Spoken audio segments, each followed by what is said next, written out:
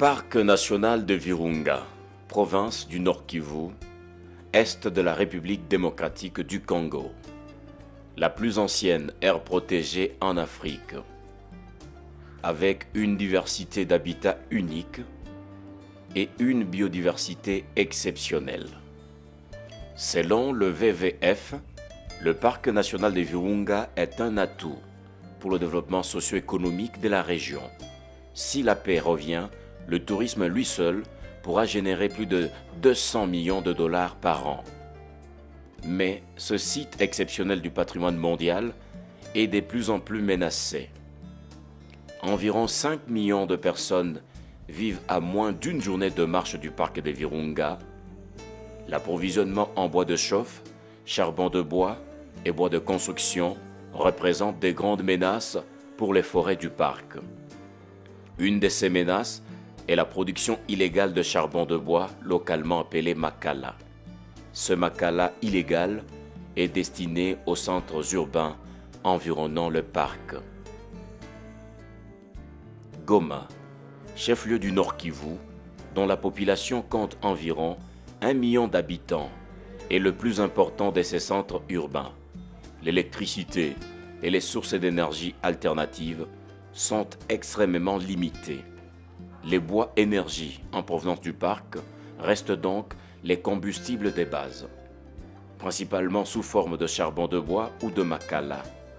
Le besoin en makala de la ville de Goma représente environ 50 000 tonnes par an. De plus, les pressions sur les ressources ligneuses sont telles que les écosystèmes forestiers voisins du parc sont en grande partie dégradés. Les initiatives de reboisement privées étant limitées, le WWF soutient les activités de reboisement depuis de nombreuses années en soutenant la production et la distribution des plantules d'arbres aux communautés. Afin d'augmenter les surfaces reboisées et fournir des alternatives au makala, à celui issu du parc, le WWF a lancé, fin 2007, le projet Ecomakala. Ecomakala vise à développer un nouveau modèle de plantation forestière avec les communautés locales pour permettre le reboisement rapide d'une région confrontée à une crise énergétique majeure. Ceci est réalisé par la promotion de nombreuses plantations d'arbres à petite échelle pour l'approvisionnement en makala. Le WWF a choisi de travailler avec de petits propriétaires terriens disposant de quelques hectares pour le reboisement et leur permettre ainsi d'acquérir à terme de nouvelles sources de revenus. Le WWF travaille également avec des associations paysannes locales qui soutiennent les planteurs dans leurs activités de reboisement par l'approvisionnement en plantules et leur encadrement technique.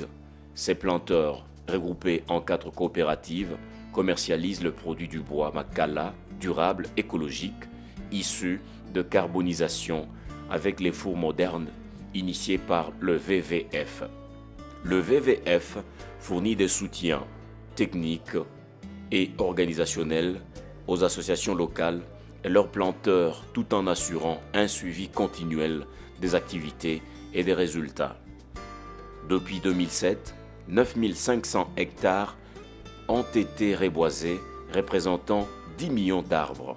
Ceci a été réalisé en collaboration avec plus de 60 associations paysannes locales et la participation active de plus de 9680 paysans planteurs ayant reboisé leur terrain.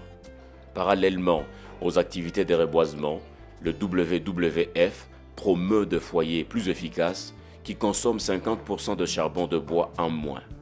Si tous les consommateurs de Goma utilisent un foyer amélioré, 20 000 hectares de plantations bien gérées sont nécessaires afin de répondre aux besoins en makala de la ville de Goma. Sachant que le bois de chauffe et le makala resteront une importante source d'énergie dans les années à venir.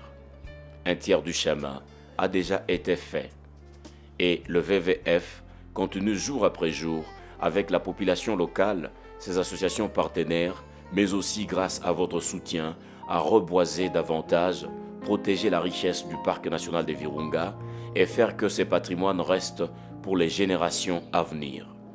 un charbon durable pour une épargne garantie, pour une protection des forêts assurée.